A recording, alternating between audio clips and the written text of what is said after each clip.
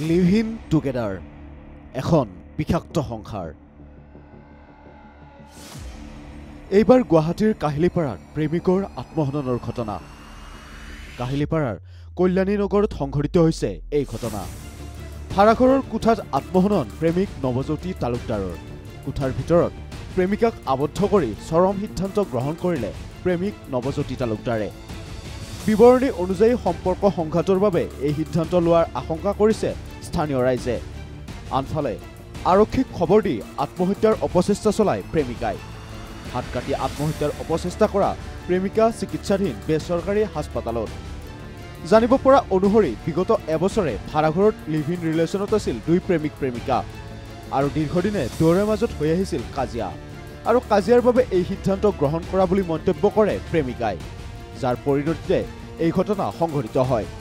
ইফালে ঘটনাস্থলীত আৰক্ষী উপস্থিত হৈ প্ৰেমিকাক হাস্পাতালত প্ৰেৰণ কৰাৰ লগতে মৰণোত্তৰ পৰীক্ষাৰ বাবে প্ৰেৰণ কৰে নৱজ্যোতি তালুকদাৰৰ মৃতদেহ। আৰু লগতে এই ঘটনাই জোকাৰি গৈছে এতিয়া সমগ্ৰ অঞ্চল। মোৰ ভিতৰত ছোৱালীজনী আছে, মই জানো সিটো ফালে ৰুমটো আছে।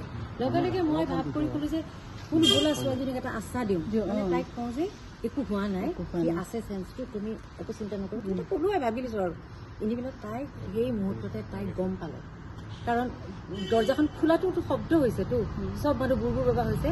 তাইক গম পাই খুব সম্ভৱ তাই দুইখন হাতৰ নাচ কাটি দুইখন হাততে কাটি দিছে। মই এখন বুলি ভাবিছিলো। তাৰপিছত মই গৈ পিছফালে যে ক'ব যাওঁ, ভাগ্যখন দুৱাৰখন খোলা আছিলে, গ্ৰিলৰ বাহিৰৰ পৰা দেখিছো। মই বাহিৰৰ পৰা দেখিছো তাই ফ্লেট হৈ পৰি আছে আৰু হাতৰ পৰা ব্লাড গৈ একদম ফেফা ভৰ্তি হৈ গৈছে। লগে লগে পিছফালৰ ল'ৰা কৈছো নহয়, মই ভগৱান চোৰ হৈ আহা বুলি। পিছফালৰ ডেকা ল'ৰা ছোৱালী এজনীও আহিছে, তেওঁলোকৰ থকা ইমান সাহসী ছোৱালী। তাইক মই কৈছো দেই, বহুত সাহসী ছোৱালী আৰু বহুত পুণ্য কাম কৰিছে। তাই ভিতৰতে গৈ কাপোৰেদি বান্ধি মেলি মোৰ সৰু গাড়ীখন দিছো, লগে লগে চাবি এইখন গাড়ীত মই তাইক চাবি দিছো। মই ইমিডিয়েট ছোৱালীজনীক হস্পিটেলত লৈ যোৱা। News desk report, Prag news digital.